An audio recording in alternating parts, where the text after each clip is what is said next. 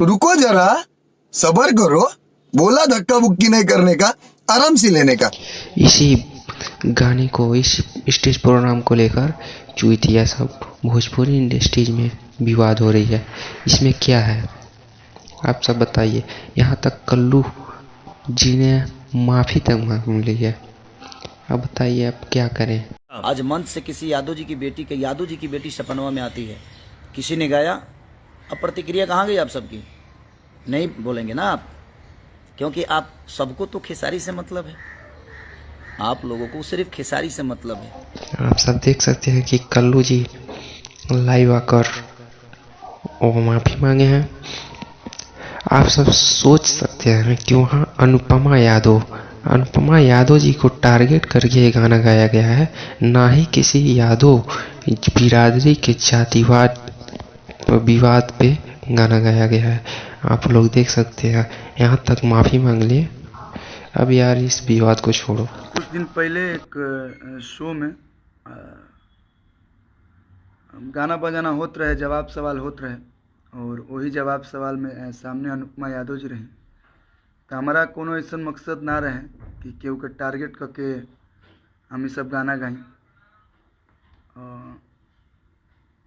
Flow में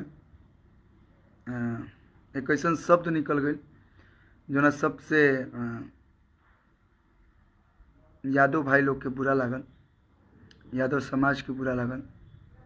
और हमेशा हम कोशिश करने कि कोनो भी ऐसा गाना, कोनो भी ऐसा शब्द ना गाएं, जातिवाद वाला ना गाएं, जगह से केहू के तकलीफ होके। और एक चीज़ और है कि अगर गलती जो करता और गलती के एक्सेप्ट करलस तो वही अच्छा इंसान होता है।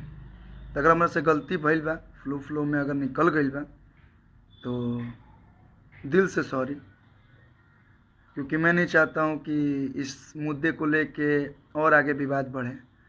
अगर मैं चाहता तो मैं भी कुछ बोलता, फिर सामने से भी कुछ आता।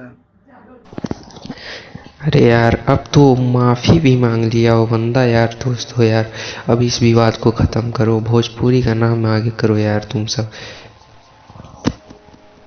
मैं आप सबसे निवेदन करता हूँ कि आप इस बहकावे में मत आइए, इस विवाद पर मत जाइए।